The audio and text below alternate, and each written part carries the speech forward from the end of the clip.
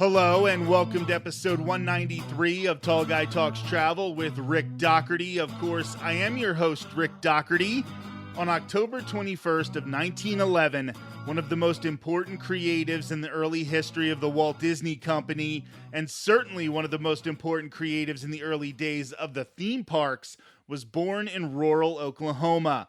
Mary Blair was the very definition of a pioneering woman when she created some of the most iconic images in Disney movies, theme parks, and art. Today, my good friend and co-host Sarah Says will be on the show as the two of us pay tribute to this Disney legend. Before we get started, please like, comment, and subscribe on the Tall Guy Talks Travel with Rick Doherty YouTube channel. We're getting close to our 200th episode, and that is a huge milestone for us. It would mean the world to us to have our subscriber count start to rise again with a lot of big things on the horizon. Last year, I took part in Vlogmas, posting a video, vlog, or podcast on the channel every day for the month of December. It's my plan to do that again this year. I'm also working on more special projects.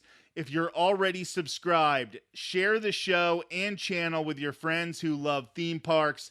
It would really help us. Right now, let's welcome Sarah Says back to the show. Thanks for being here, Sarah. Yeah, thanks for having me.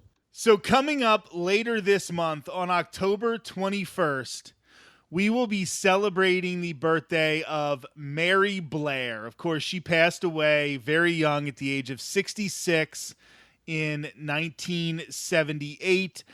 But Mary Blair was a pioneer, to say the least. She was a woman working for Walt Disney Studios, working directly for Walt Disney at a time where not many women were working for the company, especially at a high level in the animation department. She is responsible for so many iconic Disney movies, Disney rides. She is so underappreciated, and I think with her birthday coming up later this month, it was just a good time to kind of shine a spotlight on the great, legendary Mary Blair. Oh, absolutely. So I'm going to do this a little out of order. Instead of talking about things in chronological order, I'm going to start with her best known contributions and then work backwards from there, because I don't want to have us start rambling about something and then skimp on It's a Small World or the contemporary mural. So I want to start with those two things, and then we'll get into some more about her life, because It's a Small World is not only one of the most iconic rides at Walt Disney World and Disneyland, especially the Disneyland version, but this is the best example of her style. Those kids are done in the Mary Blair style. And I want to talk about that ride because it really took three geniuses to put together that attraction. It was the song by the Sherman Brothers, that earworm that you can't get out of your head, and then these beautiful dolls that were created by Mary Blair and her very unique style. Why don't you talk about that a little? About her style or the dolls? Well, the dolls are her style, Sarah. Well, no, I know. She does. She's a very, very distinct artist and very modern. Her main style was modernism, and it's very, as we'll kind of talk about with the different murals and things too, that that mid-century modern style is hers. And it's just so, once you realize what Mary Blair's art was, you can it's super easy to pick it out again, because it's like, oh my gosh, like nobody else's art looks like that. The colors don't look like that. And so, yeah, her design choices and her art choices and things for like It's a Small World are just fantastic, because there isn't anything else out there that is like that, especially at that time. Like you said, she was in a higher role in Disney animation than most women were. I mean, most women were in there just inking paint cells. So her to be in there not only inking paint cells, but drawing those cells too, was just like completely I mean, it wasn't 100% unheard of, but it was far unheard of for her time. When you talk about the dolls and that distinct style, I think what comes to my mind is bright popping colors, but Geometric. very simple shapes. Yes. So she makes use of very simple shapes, but then she uses the color to bring out all of the personality in the dolls, and then in other situations, the animation, or if it's a mural. So I think the thing about those designs for It's a Small World and those dolls, which originally debuted at the 1964 World's Fair in Queens, which actually wasn't an official World's Fair, but I'm not going to get into that. And then made their way over to Disneyland and then eventually to Walt Disney World as well. They really fit with the vibe of the attraction, because you take that Sherman Brothers song that says, while we're all different, we're all sort of connected. So she was able to use the simple design to have everybody look the same, even if their color was different, even if their clothes were different. And it definitely showed that connection that we all share as people by having the dolls themselves be kind of uniform, but everything going on around the dolls being different. And another thing too about her like design choices is, as you look at that as well, is even though it's broken up by the different areas of the world that these kids are in, and even the outside, she uses very simple shapes to create these very distinct patterns. And she does add other shapes and things in there, of course, because, you know, in different areas, they use different architecture and whatnot. But if you look at the facade of It's a Small World in Disneyland, and you look at it, it's almost all basic shapes. It's triangles, it's circles, it's squares, and they're all made to make something very cool looking, where then you move into the ride and you see that carrying on through there, that even though these dolls have a lot more pattern and things in their clothing and all of that, if you look at their background, it's the same thing. She's using a lot of very simple shapes to create something that's absolutely extraordinary to look at. And now if you look at modern animatronics, like if you ride the new Tiana's Bayou Adventure and there's movements in the face, or if you see like the shaman on Navi River Journey in Pandora, the World of Avatar at Disney's Animal Kingdom, and this animatronic is moving so smoothly and there are just thousands of little reactions happening every second to make it so smooth. Well, Mary Blair didn't have that type of technology at her disposal. So what she was able to do was find a way to take characters, to take animatronics that weren't going to be able to make those expressions, and use everything around the animatronic to show you those emotions. It's almost like one of those things where the limitations that were put on her had her bring out an even better style. This is going to sound stupid because it's a completely different thing, but it kind of reminds me of the Kevin Smith movie Clerks, where he only had like $28,000 to make an entire movie. So he had to scrimp and save, but the limitations had him create jokes. Like he couldn't have the shutters open during the day because they were filming all at night. So he had to come up with a joke for why the shutters had to be closed. And it feels like with Mary Blair, because she didn't have access to all the technology we have now, she had to find a way to get all of these individual dolls to express emotion with very limited range of motion. And I don't care that It's a Small World is campy and it has an earworm of a song. I still do love it, and especially the Disneyland version. Now, what do you think about the addition of Disney characters and Pixar characters to the Disneyland version of It's a Small World? Because as somebody who is a fan of Mary Blair's artwork, you could say, well, this isn't what she intended. But I do think it brings more people to the ride, and they are done in a style that is very respectful of her artwork. Absolutely. I mean, it's not like you get on the ride and it's like this big, goofy, like caricature that's breaking up the ride and ruining the whole scene for you.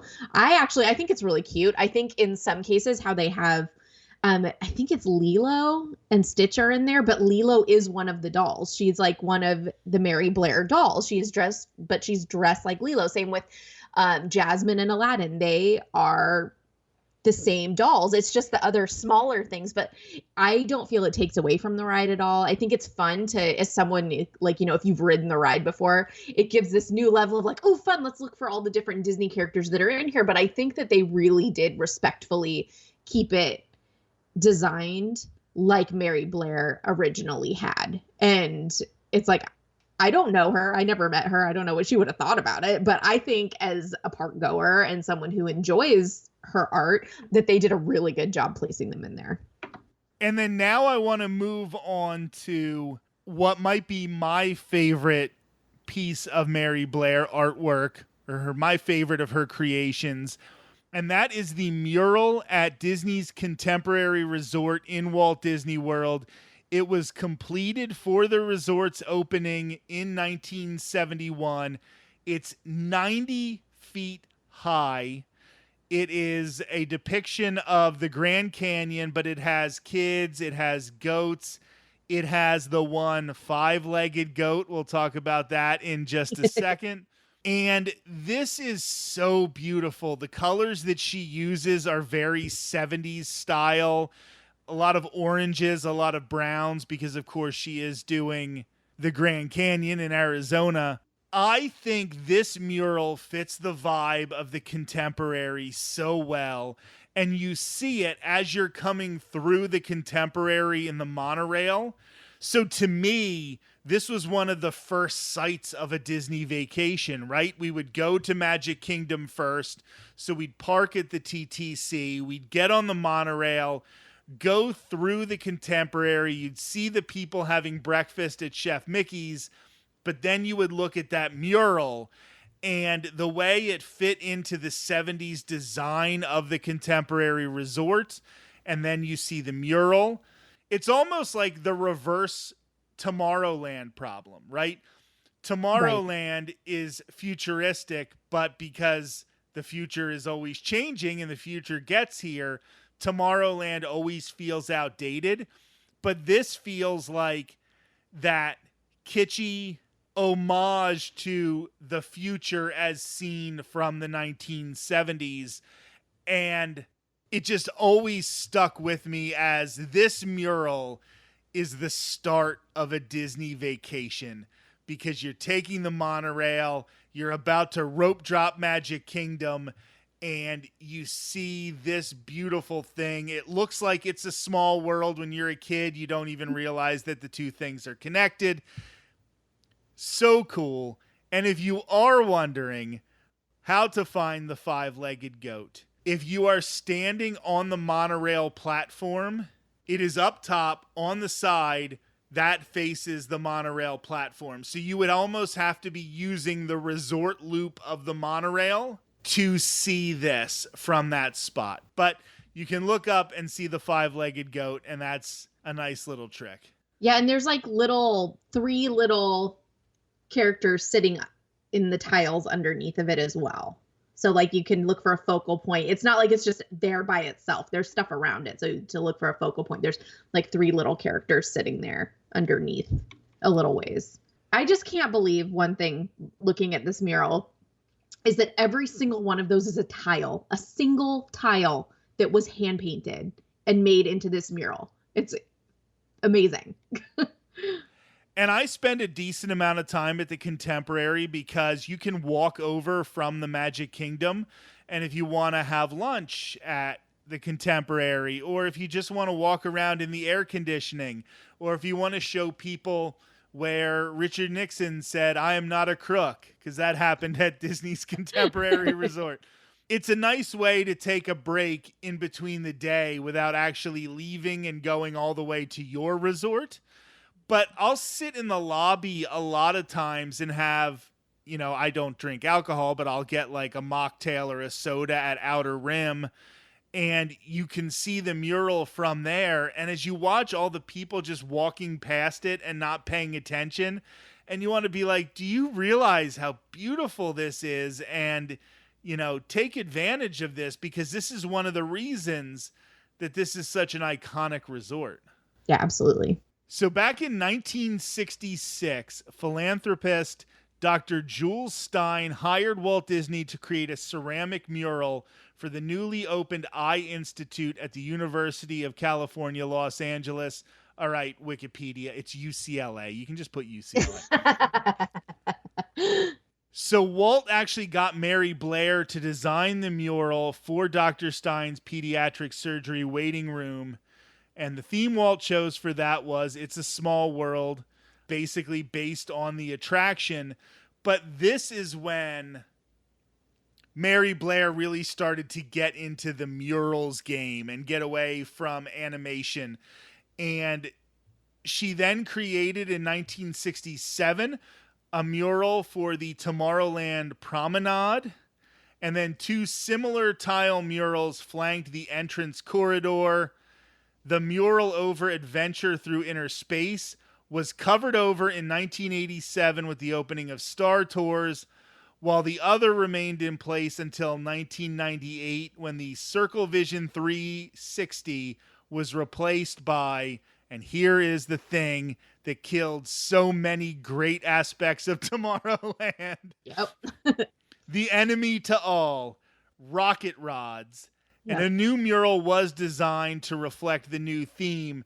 But do you remember these Mary Blair murals from Tomorrowland back before rocket rods came in and just destroyed everything? The thing is, I'd need to see them to remember, because I was pretty young during that time. I mean, I was just over 10. So I'd have to see them again. I wonder if there's any pictures. I'd have to see what the Circle Vision 360 mural looked like, because I remember doing Circle Vision 360. And I think it's just another unfortunate example of how rocket rods, which if anybody doesn't know, rocket rods is what replaced the People Mover over at Disneyland and then destroyed the track, so they could never bring back the People Mover. And then it also destroyed this great Mary Blair mural. Yes, I do remember that mural. Looking at it now, I just found a picture of it. And yes, I do remember that mural. I mean, I didn't, because I was like 10 years old. I didn't sit and stare at it, but I do remember seeing that. So why don't you describe it to everybody from the pictures you're looking at right now? It's very small worldish. It has different, I'm assuming they're children from different areas of the world, and they're all sitting just on different like types of platforms. And it's on the big piece. So if you look at the building where Circle Vision 360 was, it's on that big flat piece that was there. And of course it's on tiles. So it's each a tile, but it's basically, there's like kids playing instruments and there's dancing. And so, it looks very reminiscent of what we see out throughout It's a Small World. And then this is something that I find really interesting. Now we're going before she got into all of this mural work. And she had taken a break from Walt Disney Studios for a while, but she returned and traveled to some South American countries with Walt Disney, Lillian Disney, and other artists on a research tour. I think it's funny that these people definitely wanted to stress that Lillian was there. Like, can't we just have women in the workforce and not have to make it be like anything hanky-panky was going on? But anyway, this was part of a good neighbor policy of President Franklin Roosevelt. And while on the tour, Blair was able to capture a variety of distinct South American sceneries and people, but she did them in her own style. So she used that small world style, even though the ride had not been created yet. But her use of color and shape impressed Disney, who appointed her as an art supervisor for the animated features Saludos Amigos and the Three Caballeros. And eventually she also worked on El Rio del Tiempo, which turned into the Three Caballeros ride in the Mexico pavilion. I know a lot of times when you're going through that big room, people are like, oh, this reminds me of It's a Small World. Well, there's a reason for that.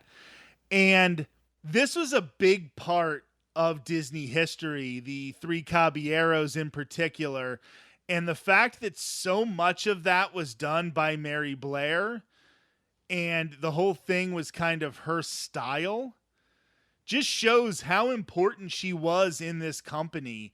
How iconic moments like the Three Caballeros, like It's a Small World, the mural in the Contemporary, these are things that you think of when you think of the Disney company, and it's her style. One thing that I found really interesting that I did not realize until like researching for this episode is she illustrated and did a lot of the animation for The Legend of Johnny Appleseed during Melody Time, but also The Legend of Sleepy Hollow of the Adventures of Ichabod and Mr. Toad. And as a kid, those were two of my favorites because I really like the animation style on it. And thinking back to how they are animated, it makes so much sense because Johnny Appleseed and Ichabod are like carbon copy characters of how they walk and how they move and like all of that. So like when I was like, oh my gosh, mind blown. Actually, that's a good point because I didn't think about those two different characters, but how they do both move very, very similarly. So I don't know if you saw this, but recently Walt Disney World added Ichabod Crane, his shadow, in one of the windows in Liberty Square. That's so cool. So at night, it looks like he is reading by candlelight in one of the windows. That's so cool. Oh my gosh. And that's something that Disney hasn't really been doing a lot of lately, like adding those little tiny features. But yeah, very, very cool. And here it turns out it's a nod to the great Mary Blair. Yep. But when you talk about the films on which she's worked, she worked on How to Succeed in Business Without Really Trying in 1967. She worked on Lady and the Tramp in 55, Peter Pan in 53, The Little House in 52, Susie the Little Blue Coupe, 1952. Yes, that is such a cute little short. Yeah, that and The Little House are both cute little shorts. Okay, I'll have to check them out. I wonder if they're on Disney Plus. I don't know. Oh, I don't know. That's a good question. Alice in Wonderland in 51, Cinderella in 50, The Adventures of Ichabod and Mr. Toad, 1949. Just the Sleepy Hollow segment. She didn't do Mr. Toad, unfortunately. Could you imagine Mary Blair, Mr. Toad? That'd be so weird. It really, really would be, and I can imagine it.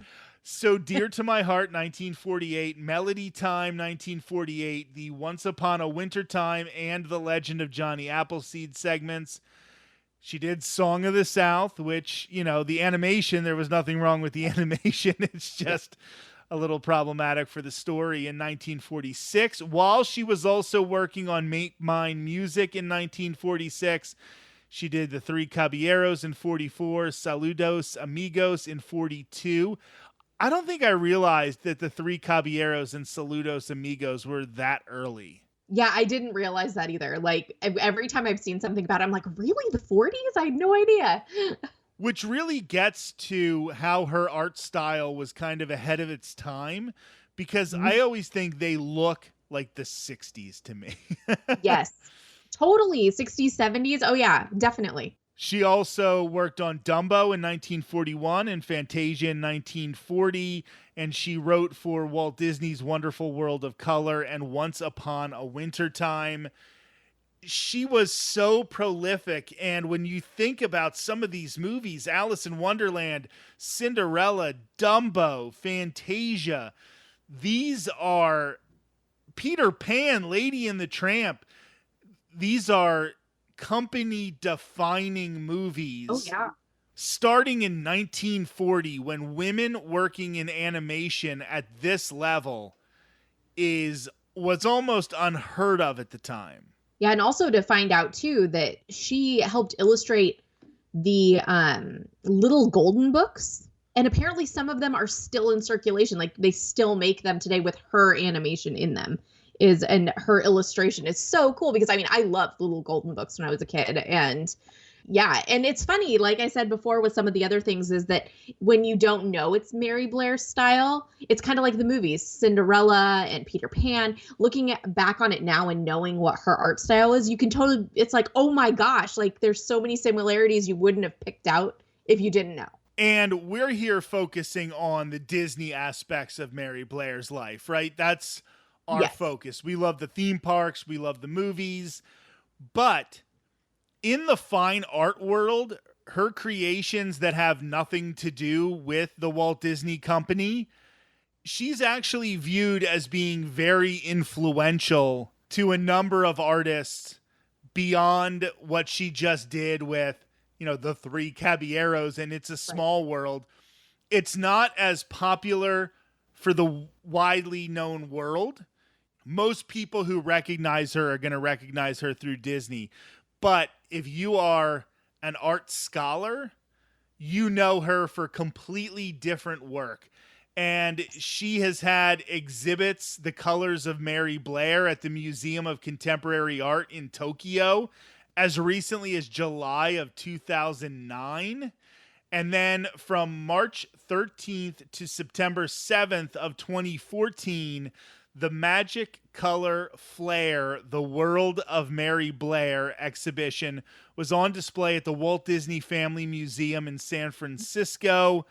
What a great title for that exhibit, The Magic Color Flare, The World of Mary Blair, because she really did use color to bring out personality in all of her work. And the way she was able to take those little tiles on murals or just a little piece of fabric on a doll on It's a Small World and say so much with something so small, just really incredible work.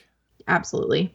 Now, we were looking for this and we couldn't find it, but in 2022, apparently a mural of Blair, this was somebody painting Blair herself, was unveiled in her hometown of McAlester, Oklahoma, painted by local artist Carmen Taylor. The mural depicts Blair surrounded by fantastical vines and a gold stopwatch, references to Cinderella and Alice in Wonderland, respectively. The mural is said to be on the side of the Honey Bean Boutique in downtown McAlester. So if you're ever in small town Oklahoma, why don't you check that out? That is where she was raised. It's interesting when you think about Disney and Walt Disney himself, you know, growing up in Marceline, Missouri, and you have Mary Blair in McAlester, Oklahoma. These are small towns in middle America, and they go on to have such a huge influence. And I don't know if that's something that's necessarily as common anymore. I don't know if the pipeline from McAlester, Oklahoma to Hollywood, California is really there as much. If you can take that chance and just get on a train and take it to Los Angeles and have success like you were able to do at the time. I think it's also important when we mention that she is a Disney legend, that we're not just talking about she is a legend in the world of Disney. She was literally named a Disney legend in 1991. Now, that was probably even late. She probably should have been named one before that. Oh, absolutely. And she posthumously received the Winsor McKay Award from ASIFA Hollywood in 1996, along with 2 other Disney animators. I feel like one of the things about Mary Blair, and one of the reasons that I want to do this episode, is that she was underappreciated during her life. I think Walt Disney took a lot of the credit for her work, as he did with a lot of people. Like, he gave credit, but he also took a lot of credit. And it's really important here after her passing to make sure that her legacy isn't lost to time. Yeah, absolutely. She has so many contributions. I mean, thinking about it, it's like if she were still, like, she wouldn't have died so early. It's like, did she think when she made all of those things, especially like It's a Small World, and contributed to that and created all those fantastical things for the World's Fair, Did she think it would still be around today and people would still be riding that ride in Disneyland, or would they even exist nowadays? Like, what did she think? Did she think, oh, this is just like a passing thing, right? Or that people would be talking about her on podcast and like praising her art? She died in 1978. I'm sure she wasn't thinking about podcasts. And I just want to say, since we're talking about art here, the picture for her on Wikipedia is not actually a photograph of her. It is a painting from a man named Michael Netzer. And I will say, I want that painting in my office where I record these episodes. I love that painting. So if you get a chance to check that out, I don't know if there are prints available or anything, but amazing painting. And I think that Mary Blair herself, you know, if she was thinking about how she would be remembered, I think she would rather have a beautiful painting of her represent her than just a regular photograph of her standing next to Walt Disney. That's what you were expecting to be here, right? Oh, right. And like just the amount of merchandise you can buy nowadays from other sites of like Mary Blair appreciation is just crazy. I've seen, like, ever since I started, you know, like doing researchy stuff, you know, how the algorithm's like, ooh, let's like throw everything at you of everything you've been Googling, right? And there's like t-shirts that say like things about Mary Blair. And I'm just like, wow. We were originally considering doing this back in March because of Women's History Month, but I thought this was more important to do it around her birthday because I don't want to pigeonhole these stories about Black creators in Black History Month and female creators in Women's History Month. I think it's important to say, like, let's celebrate her for her birthday because that's a day that's all about her. Let's focus on her achievements, not just as a woman, but as a woman who had a huge impact on something that we all really love. Sarah says, thank you so much for joining us on another episode of the podcast. It was great having you here. Yeah, thank you. It was awesome to be here. Sarah's going to be returning in 3 weeks. It will be the third straight year in which Sarah and I will have a special Halloween episode, and I think this one is going to be extra fun. Of course, we will also have a brand new episode of Tall Guy Talks Travel with Rick Doherty next Thursday. Until then, have a great week.